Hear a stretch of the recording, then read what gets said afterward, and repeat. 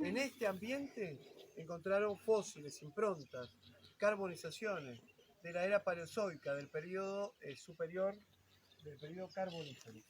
Ya vamos a llegar a este punto.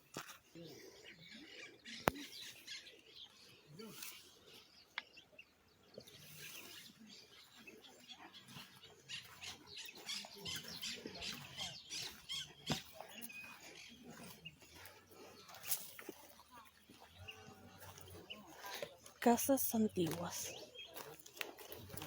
Me vuelvo porque quiero mostrarles un árbol que se adaptó, es un